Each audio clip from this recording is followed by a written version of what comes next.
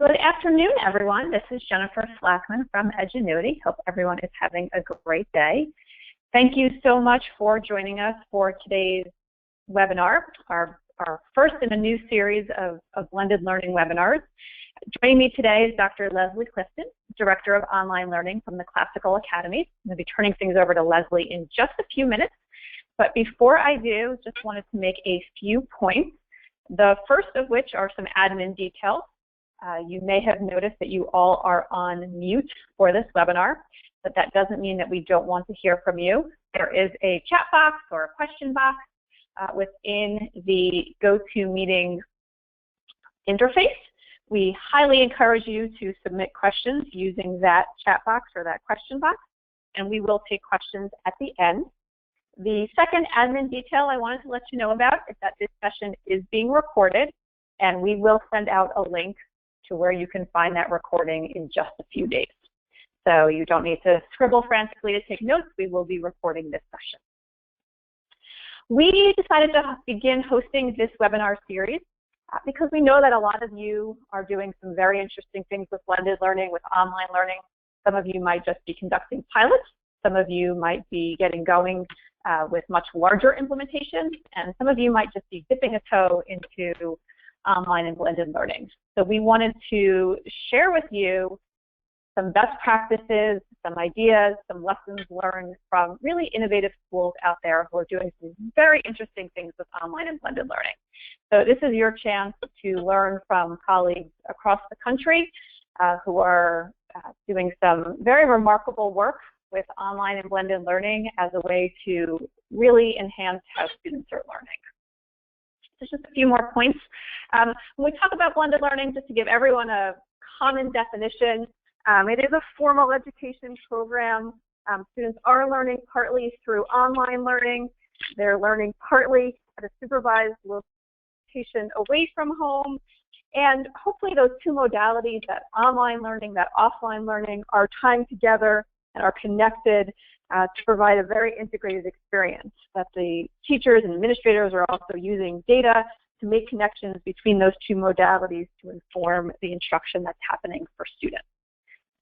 When people talk about blended learning, they often talk about one of these models, and these models are sometimes a really great starting point to have discussions about online and blended learning, but they don't always tell the whole story, and they don't always help you really conceive and understand what's happening in online and blended learning. So I'm hoping that through Lesley's presentation, we'll start to come to light what blended learning could look like as just one example of how they are using online and blended learning to meet the needs of their students. One more point, when we think about traditional learning, we really think of time as the fixed variable. And by that I mean that students show up 4 or 5 days a week for school. They have maybe 7 periods a day. Those periods are 45 minutes long. There really is no wiggle room in terms of the time of the day that the learning happens. Time is pretty fixed. And unfortunately, it's learning that varies. Sometimes kids get it, sometimes they don't, but the teacher is moving on because there's only a set number of days in the week and a set number of minutes or hours dedicated to learning a particular skill, concept, or subject. On the other hand, in a blended environment, we want to hold learning fixed, meaning we want to ensure that every student is getting the opportunity to learn, to have the gaps filled in, to learn at their own pace. And it's really time that can vary based on the structure of the program, the structure of the day, the pace at which the student works. So as we think about and hear from Lesley, I just want you to keep that in mind, that learning really gives us some flexibility and some freedom to think about time and learning as variables for students. So with that, I'm going to turn things over to Lesley, who's going to take us through some really interesting information, observations, and lessons learned about their program. So without further ado, I give you Dr. Lesley Clifton, the Director of Online Learning at the Classical Academy. Good afternoon. As Jennifer said, my name is Dr. Lesley Clifton, and I have been in K-12 education for about 17 years. Prior to that, I was a preschool teacher, and I have done some adult ed now, and I have to say Middle schoolers are my favorite. I'm one of those people. I love them. I have been a teacher, an administrator, and now I am very blessed to be the Director of Online Learning at the Classical Academies.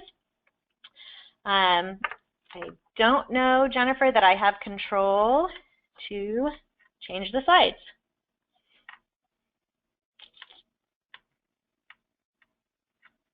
There we go.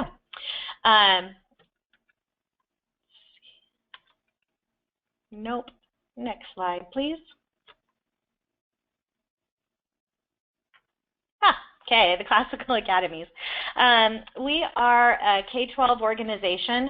We are 3 charter schools. We have the Classical Academy Escondido, which is a K-8 charter. We have Coastal Academy, which is in Oceanside in North San Diego County, and that is a K-8 charter. And then we have Classical Academy High School, which is 9th through 12th grade.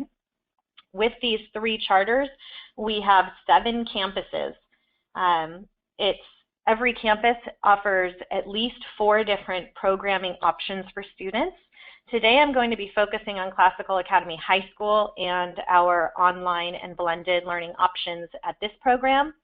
At our high school, we have Studio, which is an accelerated 4x4 block. It looks pretty much like a traditional high school. Our online program, where students are fully online and learning virtually.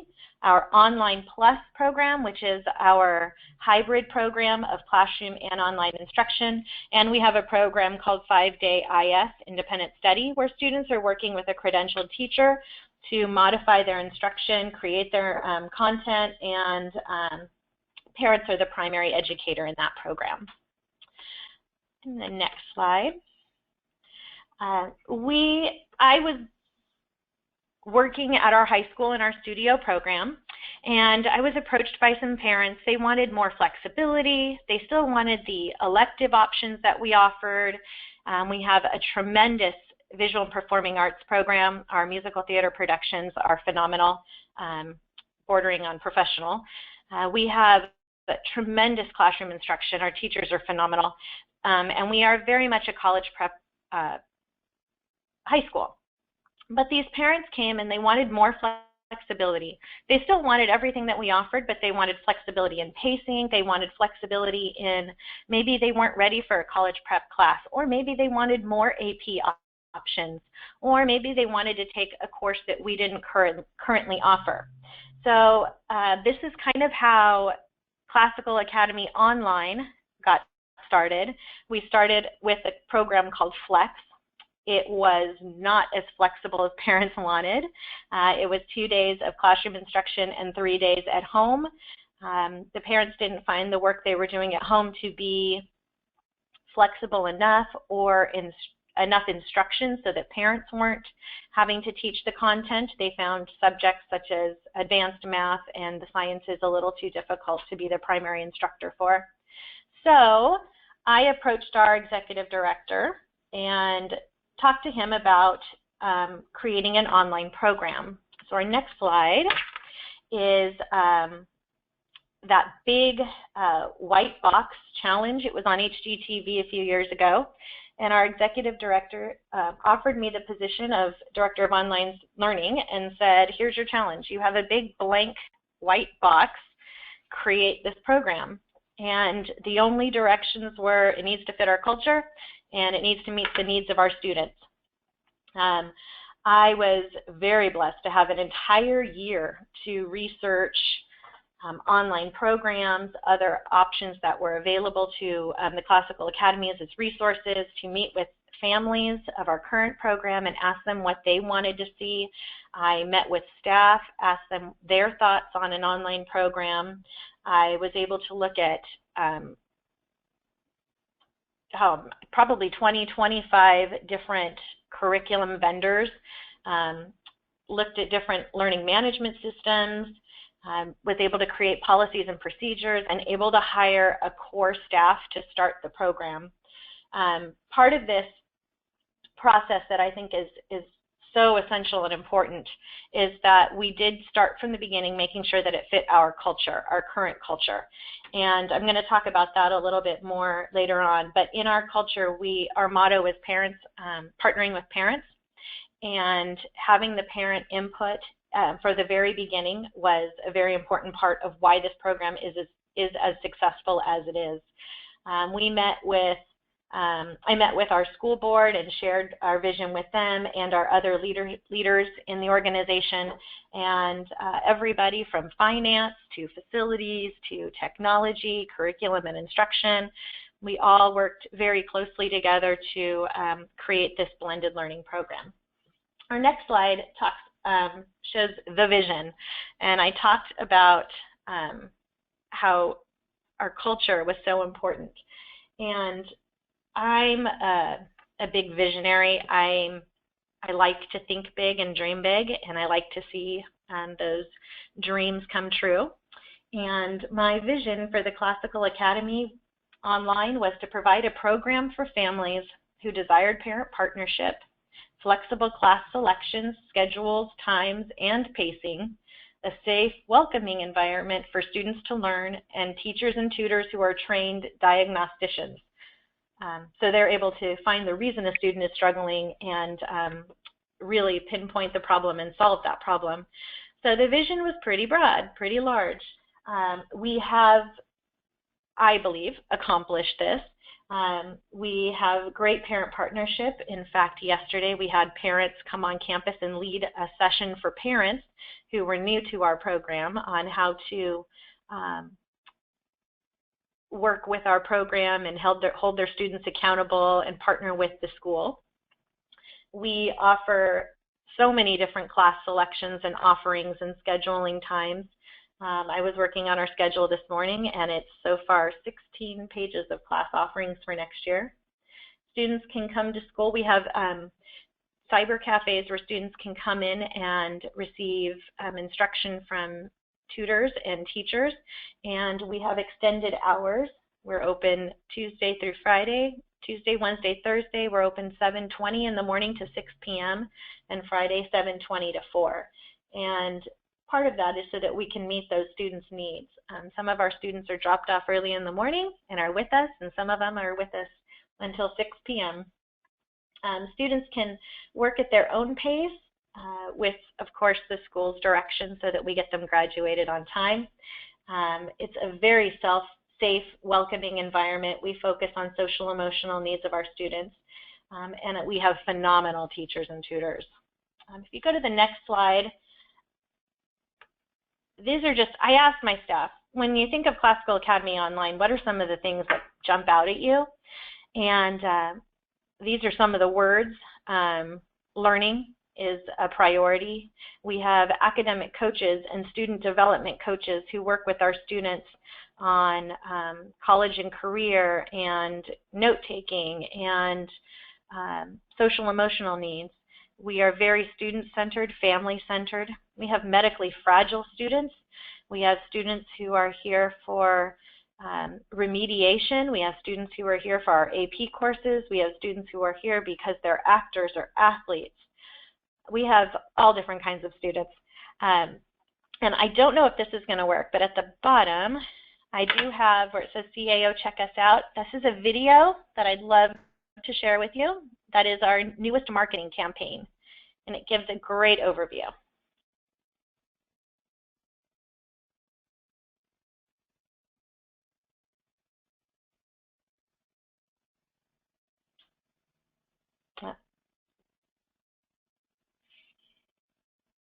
Don't know if we have volume.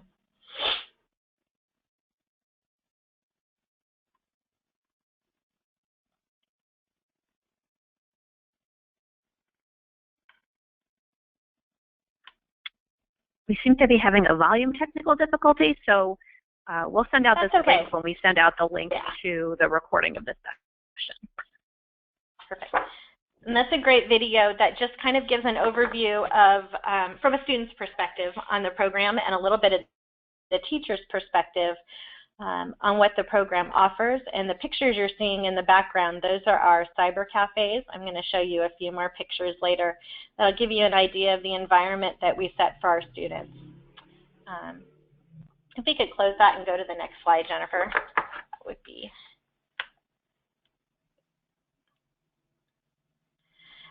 Just a little bit of a background of who we serve. You can see from this that Classical Academy Online are the 3 programs: the full online, the online plus, which is our blended option, and our 5-day independent study students. We have grown in enrollment about 100 students every school year since we opened in 2013. We also serve some of our studio students. So those are the students who are in the more traditional looking 4-day on-campus program. And you can see we've, for the first 2 years, we served about 175 students. This year, 225. So that number is growing. And next year, we are projected to enroll close to 375, 400 students in our online program. And our studio students taking courses with us will probably reach 250. So we have, we're serving around 500 students on a daily basis. We can go to the next slide. This next slide shows who we serve. We are in North San Diego County. One of our cyber cafes is in a predominantly upper middle class neighborhood, and the other one is in a downtown, downtown Escondido. In that other category, we have 77% white Caucasian students, 5% African American, 11% Hispanic. The other category is majority Asian and Pacific Islander. Go to the next slide. Just some more demographics. We are about 40% male, 60% female. Our socioeconomically disadvantaged numbers have jumped this year for this program to 23% from about 15%.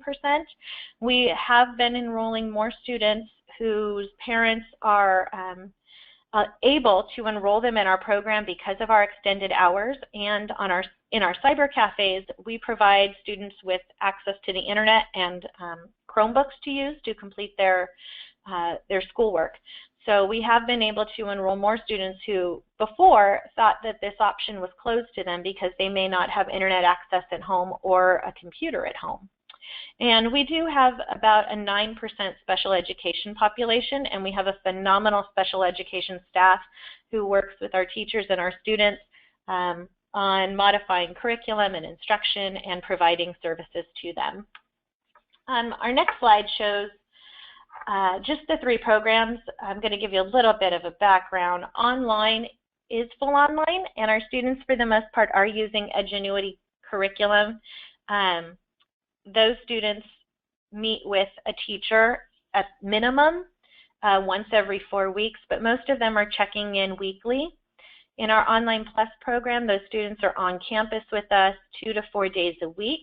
They are using a blend of Edgenuity curriculum and teacher-created curriculum.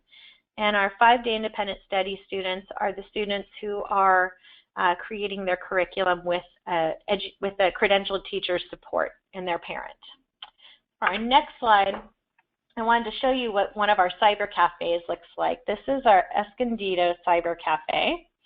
The picture in the top is very rare. You can see there's not a lot of students in that picture. The bottom picture is more a traditional day, typical day. Tons of students. In fact, we just signed a lease for a facility that's more than twice as big for next year because we are out of space. Our cyber cafes have comfortable tables, chairs, sofas for students to work at. You can see they're all on laptops. Students can bring their own, but a majority of them do use our Chromebooks that we provide, and we have internet access available to them. Our cyber cafes have meeting space where teachers can hold small group instruction. There's a testing room. We have academic coaches who meet with our students for accountability and to help them with their graduation plans. They have an office and a space in the cyber cafe, as well as space for students to have lunch and relax. Both of our cyber cafes have a student lounge. If you go to the next slide, you'll see a little bit of a difference. This one is a little bit brighter, a little bit more cheerful. This was our second cyber cafe as we move our Escondido Cyber Cafe to our new location. it will be designed a little bit more like this. But you can tell both of them have a lot of windows. We're big on transparency. We're big on students cooperating and working together. You'll notice the tables in the classroom are round and they are whiteboard tables. Unfortunately, students were taking a test the day I took this picture. That's not typical behavior in one of our classrooms. But we found that when we put students in desks or rectangular tables where they had to face one direction, that the teacher would be in the front of the room doing more lecture. The minute we put round tables in the classrooms, the classroom interaction became more student-centered and student-focused. So we took all the square tables out. Every classroom has round tables, and they are whiteboard tables. Students do their math on there. They work on writing their outlines for their essays. They practice their Spanish conjugations. Everything happens on those whiteboard tables. It's really fun to see in the classrooms. Additionally, in our cyber cafes, you'll see that it's comfortable and the students feel really safe and secure. In fact, they feel so safe and secure that they leave their stuff lying all over, and we're reminding them to take their stuff with them, clean up. But we have the transparency and the windows so that everybody knows what's going on. The students feel a part of the campus and that they can go anywhere. We want them to feel that way. It's their campus. In the top picture, you'll see straight back behind the girl in the orange chair is a large window, and that is our principal's office. And we call her office the fishbowl. And it's designed that way so that she is accessible. In a little bit, I'm going to talk about our administrators and what their day looks like. But as you can see, when you have a big window like that, there's not that much privacy. So our administrators are out and about and working with our families and our students. The next slide is a picture of some of our students. So what is a typical day for our students? Depending on the program they're enrolled in, if it's full online, they may be waking up and doing some work at home. We do require a minimum of 20 hours of work a week. More like 30, 35 hours of work is being completed. If they are in the full online program, they are doing their work. They may be calling in and talking to a teacher, or they may be coming on campus for a tutoring appointment. If they're in our Online Plus program, they're on campus by 8:10, and classes run from 8:10 to 2:30. And they are going from class to class. When they're not in a class, they are sitting in one of our cyber cafes working on their assignments. We do have lunchtime activities. They're putting up our 9 square in the air game. That's the new game, and it's the big hit. Everybody loves it. In class, they're doing activities. It's very student-centered. We do not want the teachers lecturing. We want everybody working together on cooperative learning activities and assignments. At the bottom, they were working on a gratitude lesson in our leadership and student success class. And we do offer science labs for biology, chemistry, and physics on campus. So students are able to take everything they need to graduate and attend a UC or a CSU school. How do they stay accountable? That is the biggest question that we get. We have our students on 3-week big deadline checks. Our students have target date assignments in Edgenuity that they have to meet those targets. If they aren't, we have accountability plans. And our academic coaches and teachers meet with these students and they write them up. It may be that they're required to be on campus more. Maybe we need to modify the work assigned to them because really it is too much for them to be able to accomplish. Maybe we need to take away a cell phone during school time, or we have a conference with the parent and we recommend that the student comes on campus more, or when they are home that they are free of distractions while they're working on their assignments. Every accountability plan looks different, every student's circumstance is different, and we have those individual appointments to hold the students accountable. We also hold monthly parent-teacher-student conferences where we review the progress with the parent. We hope the parent is keeping track of the progress through Edgenuity and through our learning management system, Schoology. But if they're not, we do have that monthly conference where they're able to have that checkup. The next slide is pictures of some of our teachers. And our teachers are phenomenal. I've said that already. They are a great group of people. They work really hard for their students. They're very big on collaboration. That's the picture in the top left.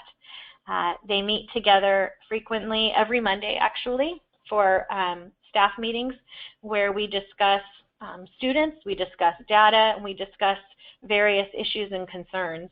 Our teachers are also skilled tutors. They work individually with students one-on-one, and they're able to teach in a classroom setting. That's something that when we started, I kind of took for granted, and we've learned that not every teacher is a great tutor, and not every tutor is a great teacher. So hiring for those specific roles has been an area that we have learned to be a little more selective when we're hiring and knowing what we're hiring for. The bottom left was School Choice Week, and we were all showing off our yellow School Choice scarves.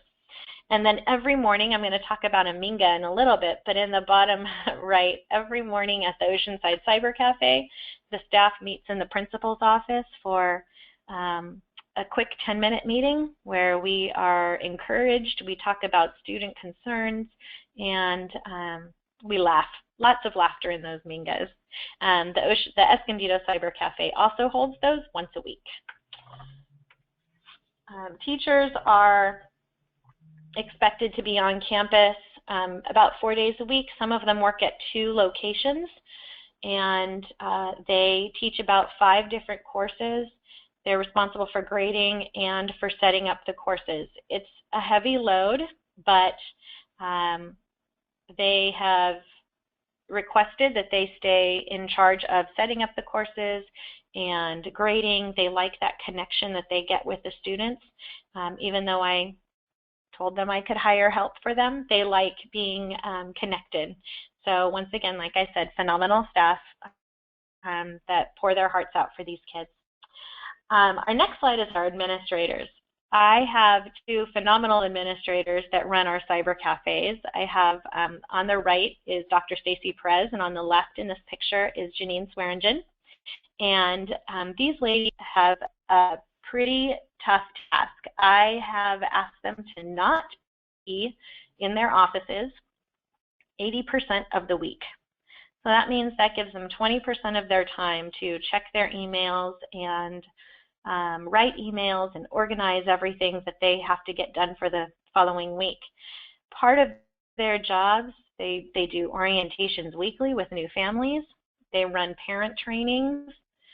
They attend 504s and IEP meetings and work with teachers on modifying curriculum and instruction to meet those students' 504s and IEPs. They do teacher observations and evaluations. They do a lot of student counseling and family counseling. They meet with families and students every day, listening to concerns and helping them find the best fit. Sometimes our program isn't the best fit when a student comes, and these 2 ladies are pretty expert in knowing other options for students and where they might be best served. And their lead job is to be an encourager. They are daily sending encouraging emails to students, to families, to teachers, and to each other. And it makes a big difference on your campus when your instructional leader, your principal, is also your lead encourager. And they do a phenomenal job of being out and about and in the cyber cafes working with the students and the teachers, and they are not typically behind their desks, and I'm very proud of them for that. That's hard. I know you all know that as administrators and leaders, that the emails can kill you. They can drag you down, but these ladies are doing a great job. The next slide is the backbone of our organization and our program, and those are the parents. We said our motto was partnering with parents, and we really do. On the left-hand side, we do student activities, and these are very often parent-led. This was our Thanksgiving potluck. Parents were serving our students. We do pizza days. We have potlucks. We have movie nights. We do a lot of activities with our students, and the parents are phenomenal at coming out and providing food and support for our staff so that our staff is able to focus on teaching the students.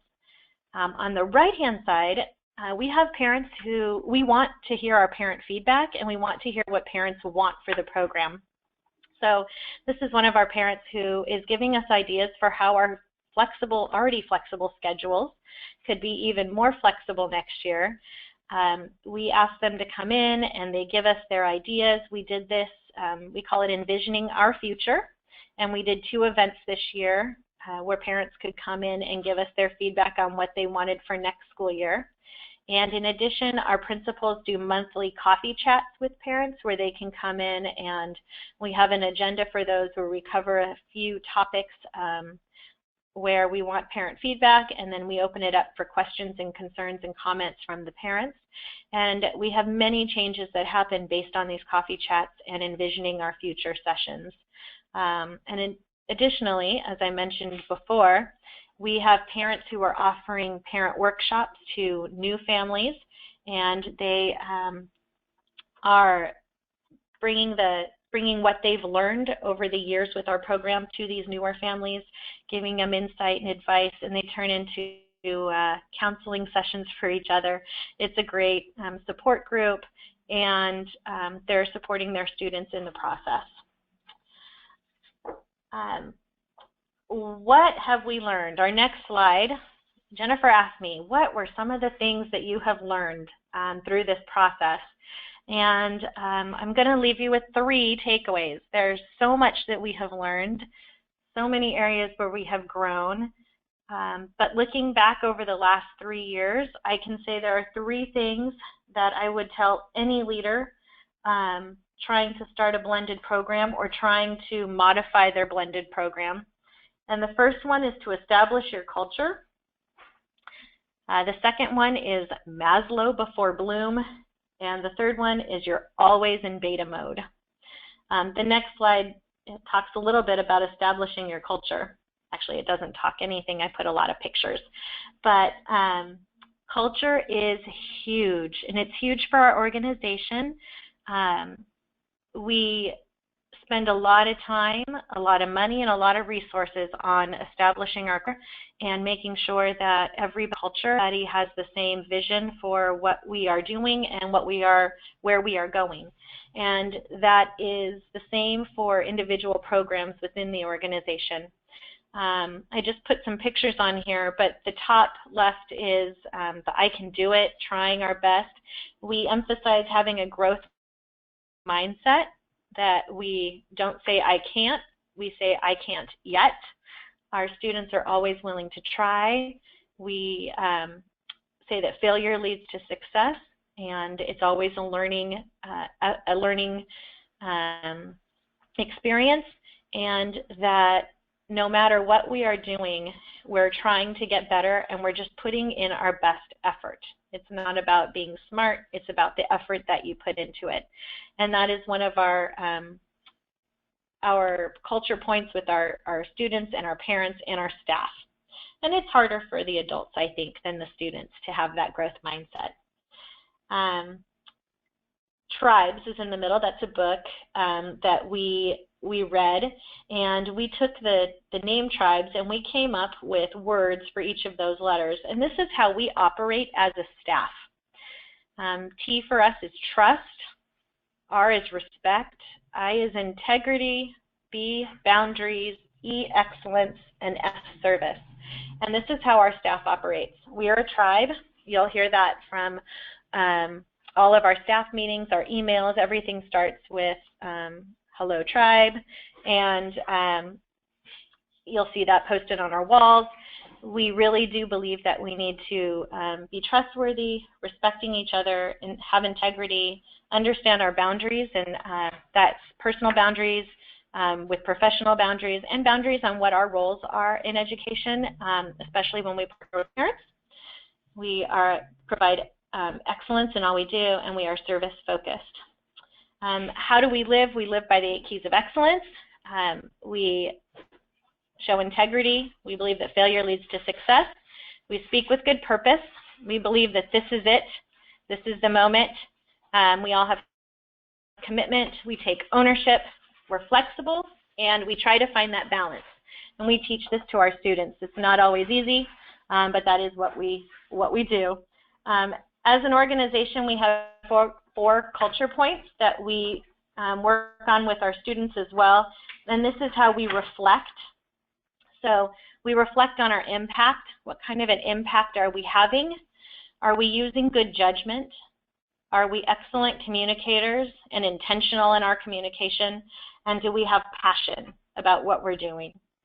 And this year, we are focusing on judgment as an organization. So that's a hard one. Are we using good judgment all the time in decisions we are making?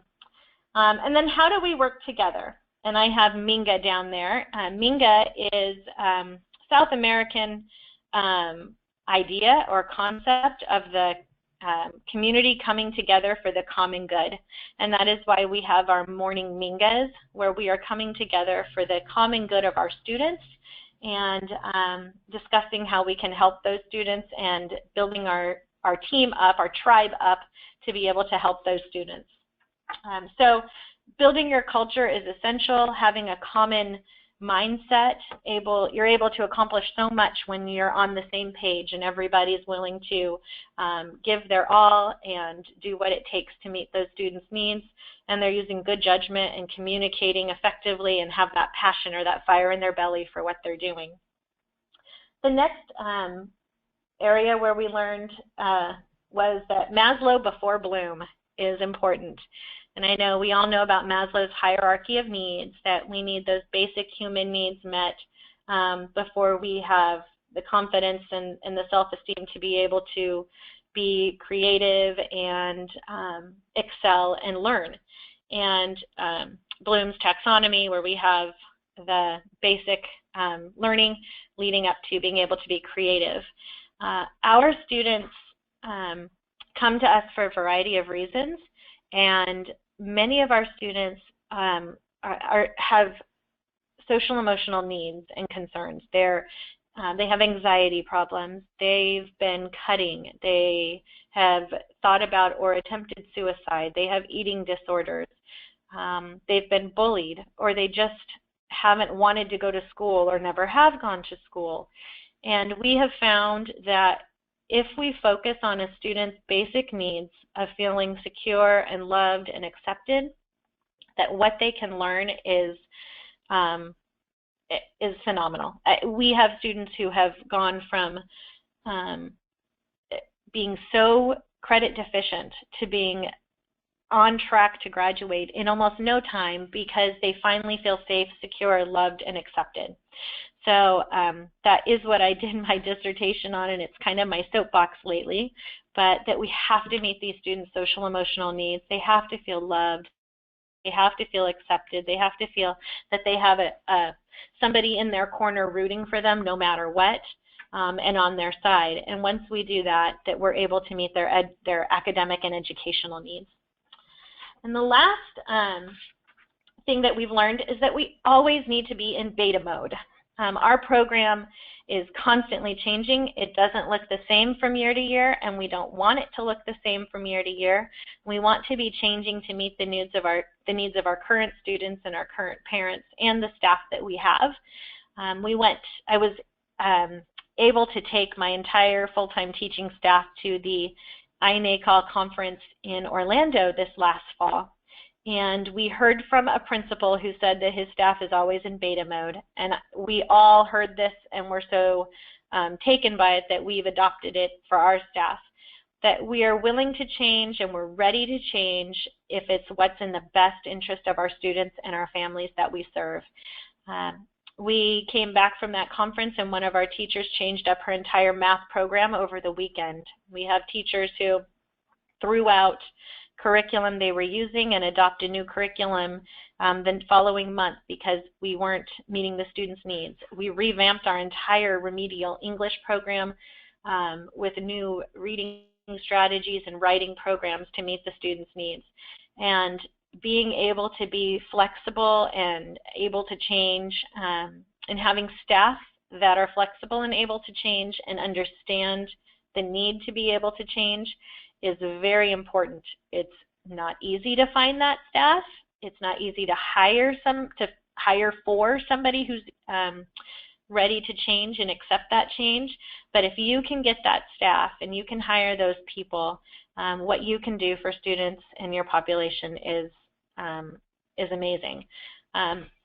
We are very blessed in this organization to have a lot of employees who are always in beta mode. Our next slide talks about success. So we learned those three things, and from those three things we decided we need to be able to measure success. What does success look like to us as Classical Academy Online? And success for us stands for, S is scheduling is flexible. If we are offering flexible scheduling to our families and our students, we feel that we are allowing them to be successful and meeting their needs. The U is for understanding growth mindset, teaching our parents, our students, and our teachers about growth mindset and having that I can do it, I can learn attitude. C is for creating accountability. We have the 3-week big deadlines. We have parent-teacher student conferences monthly. We will meet and hold an SST if we need to, whenever we need to, but having accountability, keeping parents, teachers, and students aligned on what needs to be done and when it needs to be accomplished to hold that student on track for graduation is important for us. The other C is for competency-based. We believe that students need to have a mastery of the essential skills in order to move on. All of our students must get an 80% in all of their quizzes and tests before they're able to move on. If they do not get that 80%, they meet with a teacher or a tutor, and they are given some one-on-one or small group instruction until we feel that they are competent in that area. E is for the emotional and mental health support, which I've already discussed is very important to us, and we have a counseling team. We have a leadership and success skills course that we offer to meet these students' needs. We have our student development coach on campus who meets with students and works to get them connected and plugged into activities. And we have our academic coaches who work with them on the academic side of the emotional and mental health so that their academics are balanced so that we are able to see the student be successful. The S stands for seeking parent involvement in education. We want that parent involvement, and we want to educate our parents on how they can be better partner educators. And the last S is for showing our passion, and we push for all students to become college and career ready and excellent citizens. And not every student needs to go to college, but every student needs to have a passion for something and something that they will pursue after high school. So we have visual and performing arts options. We have computer programming options to meet those needs, and we allow them to work with outside of our program for internships and work experience. You could measure our success. The next slide shows a target, and we meet the targets for having high AP scores. All of our students' AP scores are above 80%. We have above 80% threes and higher for passing. Most of our students are college bound, either a 4-year or a community college. Our students are completing courses at phenomenal rates, and our graduation rates are about 99%. And we meet all these target areas that we're asked to by the state and that we're expected to. And this does mean, in the eyes of most academics, that we are successful. However, the next slide is where I think we've really been successful. I have books on there we have a student who had never read a book before. She's a 10th grader this year. She came into our program. One of our teachers just kind of fell in love with the student and found that her passion was animals, and so she found a book at a 3rd grade level because she's never read before, and she read her first book ever this school year.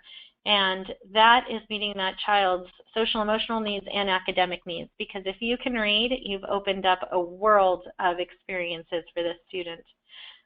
We have students who are healthy and happy for the first time in a long time. We have multiple students who've been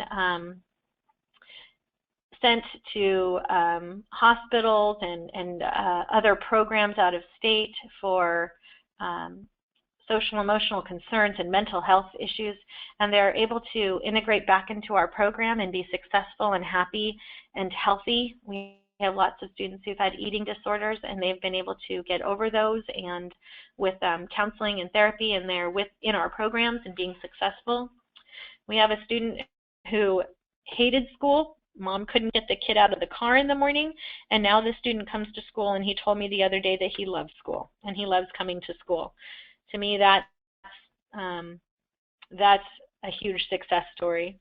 And accepted, we have a student who told me and told one of our principals that for the first time ever they feel accepted at school, that they are part of the population. This is a special education student who always felt at his other schools that he was on the outside and not part of the group. And now he feels accepted. And that's helped this student get caught up. He's on track to graduate, and a majority of his classes have been college prep classes. Very proud of him.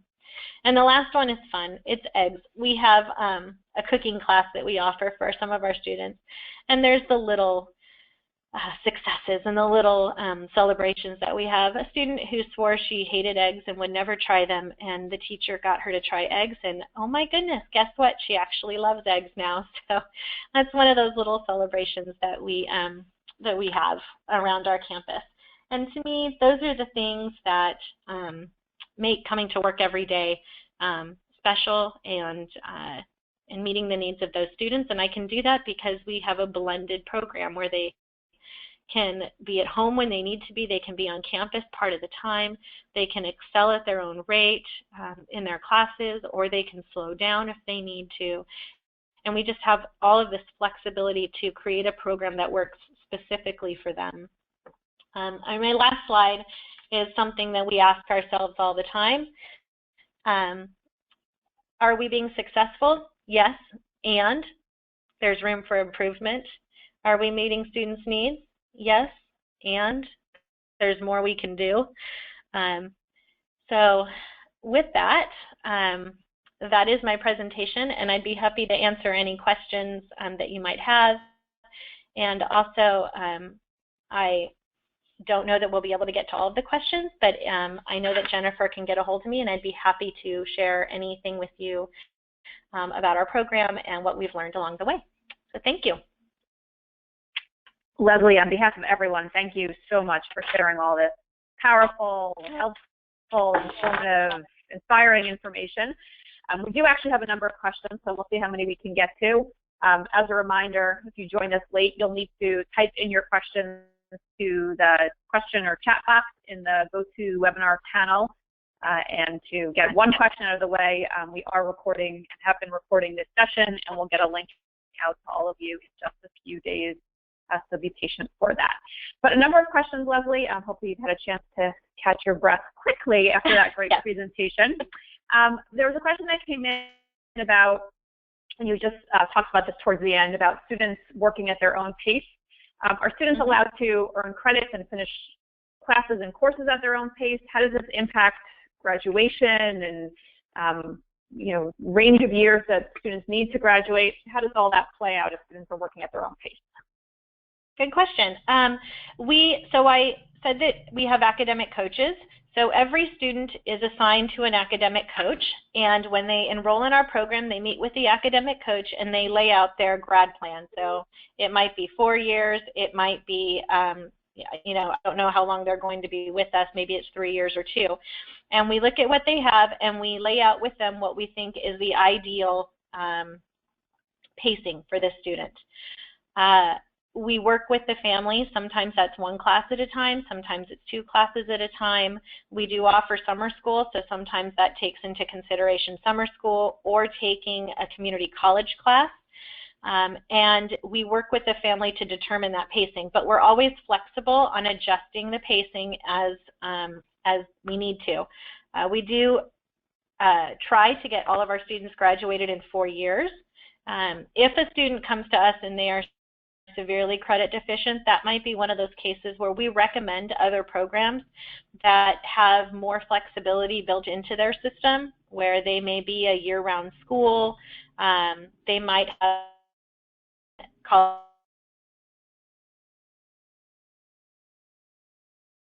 Our program is very rigorous and it is college prep, so sometimes for those students we do recommend other programs and options. But yeah, it comes down to that meeting with the academic coach and that personalized learning plan that is put into place to figure out exactly what needs to be completed by when. Great, and you've touched on this a little bit, but just to piggyback on it, do most of your students begin with you at the start of high school in 9th grade, or do students transfer in? Is it flexible when students can begin? How does that work for matriculation? I would say a majority of our students do not start with us. We just started our 2nd semester 2 or 3 weeks ago, and before that we enrolled about 30 students at the semester. Prior to that, we enroll students throughout. I had said that our principals hold weekly orientations, so we do require that families come to an orientation before enrolling, and so we're enrolling good 2 to 3 kids a week traditionally throughout the school year. We do hold off on enrollment 2nd semester because it gets harder and harder to make up those credits and be successful, and we're starting to plan for next school year, so in a week or 2 we won't be enrolling students anymore unless there's an extenuating circumstance. So pretty much the first 3/4 of the school year we're enrolling like crazy. Okay, well, speaking of enrolling students, that has an impact on teachers and your staff, so there's a few questions around that. Some questions around how many full-time staff members are at the school, part-time staff members, certified versus potentially tutors or paraprofessionals. If you could speak a little bit about that. Yeah, I have high school, I have 14 full-time teachers, and I have 10, well, actually now I have 12 part-time tutors who are not credentialed. The credentialed teachers are all full-time. They have a caseload of 10 courses a year, but a course is like a semester. So if it's English 9, it'd be the first half and the second half. That would be 2 courses that they're responsible for. But they are paired up with a tutor who is non-credentialed, and the tutor helps with grading, helps with tracking down students, helps with meeting some of those individual tutoring needs when the teacher's not available or in class. We also have a number of part-time support. I mentioned our student development coach who is full-time, but she has help from our lab supervisors we have on campus, and those are people who just kind of monitor student progress throughout the day. We have receptionists. I have 2 cyber cafes and 1 staff. So we all work at more than 1 campus except for my receptionists, who are each assigned to a campus. So everybody does multiple jobs and wears multiple hats.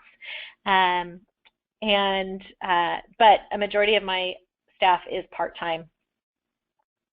Okay, and just a few more questions on that in terms of the ratio of students to teachers and to students. They never have more than 125 students. They're about 75 students apiece. Teachers have the 10 courses with the help from the tutor. Courses have very few students, and some have up to 100 students. But those are the courses that specifically have being responsible for a caseload, it's 25-to-1. So they're responsible for 25, each teacher is responsible for 25 students and over. Great.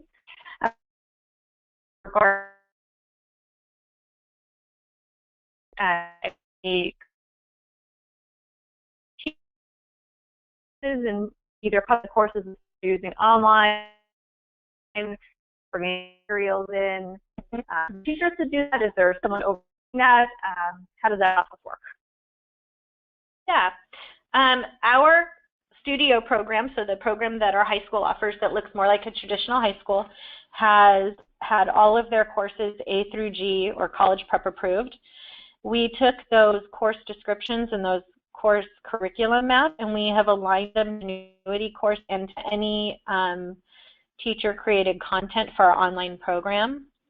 The teachers have a lot of freedom and flexibility within that to create their course, and then the principals and I review them and make sure that they're within a certain number of hours of work assigned, that there's a certain number of non-computer-based assessments, that there are performance tasks integrated into the course, writing, different activities for each subject.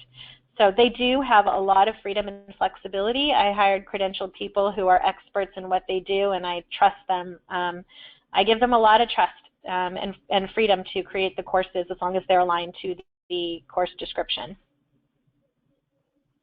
Okay, great. And there are still a ton of questions, but I think this unfortunately might be our last one.